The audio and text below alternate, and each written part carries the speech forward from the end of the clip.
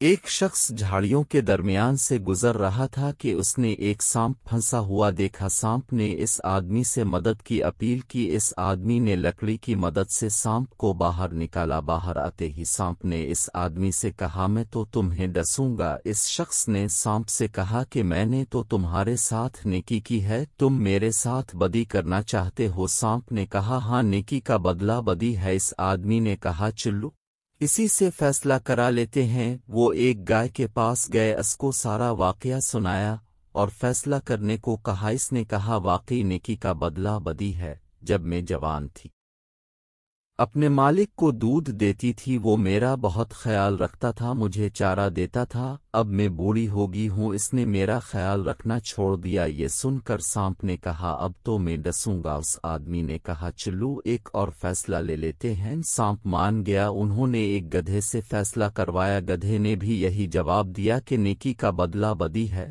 جب میرے اندر دم تھا، مالک کے کام آتا تھا، وہ میرا خیال رکھتا تھا، جو نہیں میں بوڑھا ہوا، اس نے مجھے بھگا دیا۔ سانپ اس آدمی کو ڈسنے ہی لگا تھا کہ اس نے منت کر کے کہا، ایک موقع اور دے دو۔ سانپ کے حق میں دو فیصلے ہو چکے تھے، اس لیے وہ آخری فیصلہ لینے پہ مان گیا۔ اب کی بار وہ ایک بندر کے پاس گئے، اس کو سارا واقعہ سنایا اور کہا کہ فیصلہ کرو۔ بندر نے کہا، مجھے ان جھاڑیوں کے پاس لے چلو اور سانپ کو میرے سامنے ان جھاڑیوں میں پھینکو اور پھر باہر نکالو، اس کے بعد میں فیصلہ کروں گا۔ وہ تینوں ان جھاڑیوں کے پاس چلے گئے۔ اس شخص نے سانپ کو جھاڑیوں کے اندر پھینک دیا اور پھر باہر نکالنے ہی لگا تھا کہ بندر نے منع کر دیا اور کہا، اس کو مت نکالو، یہ نیکی کے قابل ہی نہیں ہے اور نہ تھا خدا کی قسم وہ بندر ہم سے زیادہ عقل مند تھا۔